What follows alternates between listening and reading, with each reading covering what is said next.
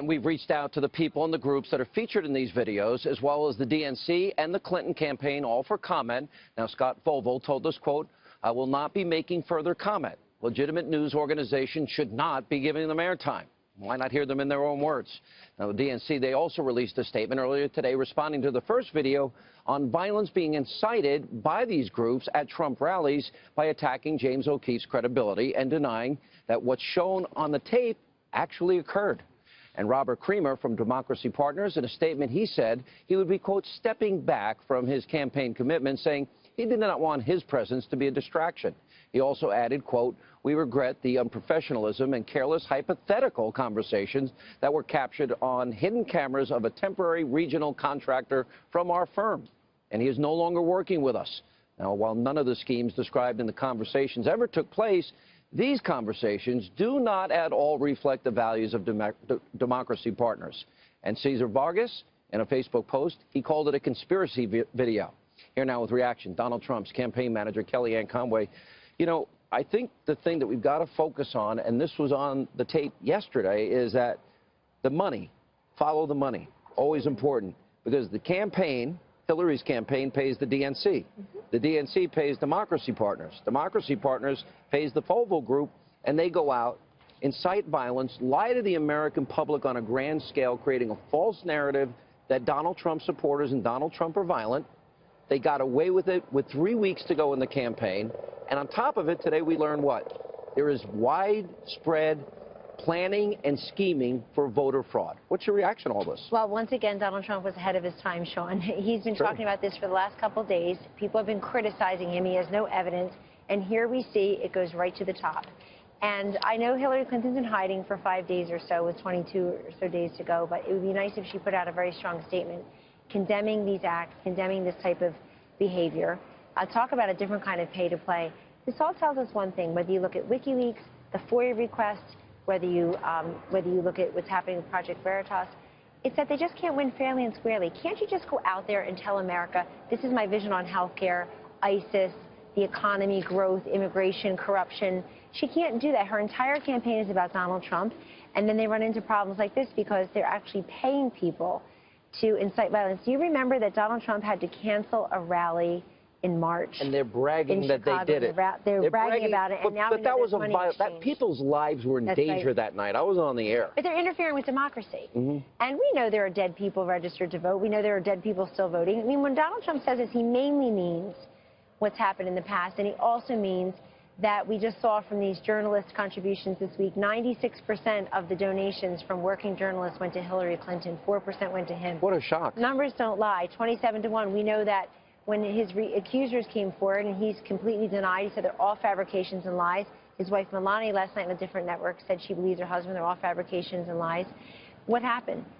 56 seconds out of the major network broadcasts, ABC, NBC, and CBS, less than 1 minute was committed to that. 23 minutes was committed to his accusers. 56 seconds, less than a minute to this WikiLeaks. And that means 23 million people heard 23 minutes worth of that. Because they are actually implicating the Hillary Clinton campaign and the DNC. And they are saying that they've created for them, quote, plausible deniability, a, quote, double bind between the actual campaign and the actual DNC.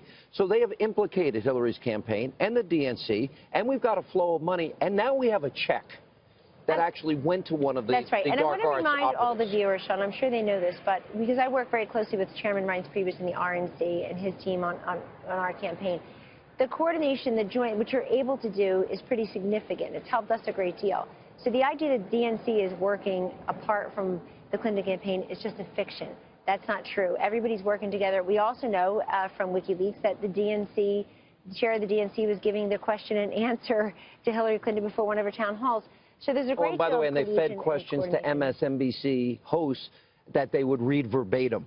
And these working journalists said, hey, if you want to edit anything out of here, you know, if I'm over the line. Well, that's Politico, that's the New York Times. And so, you know, so excuse Donald Trump if he says, wow, I think there's some collusion going on here. Not everybody, and not most people, perhaps. But this is exactly, what does all this mean? All this means is 3 weeks to go, we have the freshest and I would say greatest body of evidence to date of Donald Trump's entire point about the rigged, corrupt system, about a Washington that doesn't work for anybody except money insiders. Especially because there is collusion on another side, too, with the emails. We have now discovered that the State Department and the Justice Department and the Obama FBI. White House, Yes. wait a minute, they were colluding with the Clinton campaign in terms of giving them information early.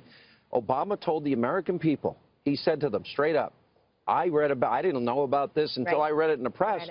Meanwhile, he was emailing Hillary. He was. And then John Podesta suggested, well, maybe we shouldn't turn over those emails, which are under subpoena. That's called obstruction of justice. It is. So you've got collusion on a very high level on all of these issues. And for what purpose? All for political gain and putting everybody's security at risk, national security at risk.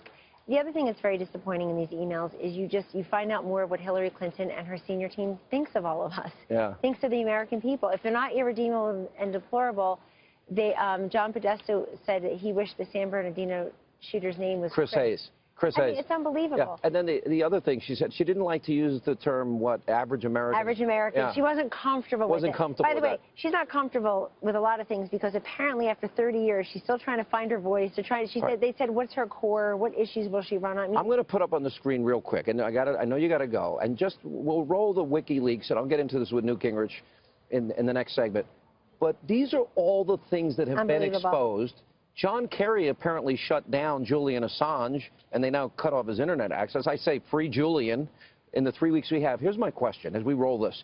Do you think the public can absorb everything with Project Veritas, with WikiLeaks, and fully process it to the point where they understand the deep level of corruption, collusion, and contempt that the Democrats are showing for the American people? I have great faith in the wisdom of the people. Do? Yes, they can distill it. I didn't mean it that way. I mean, do you think they can absorb it in 3 weeks? Yes, I do think so, especially if Donald Trump mentions it tomorrow night in a very cogent fashion. The two I would pick out from your list there that really caught my eye today is the Clinton Foundation. Longer. Oh, it is. No, there are footnotes.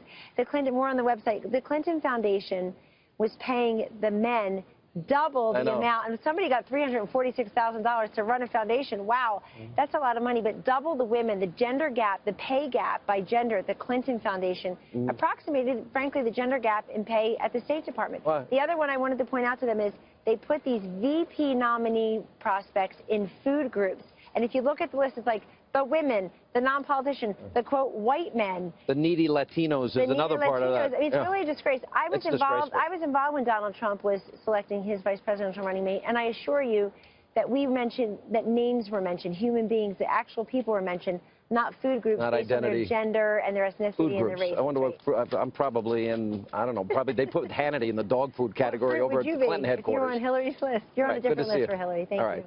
Thank you, Kellyanne.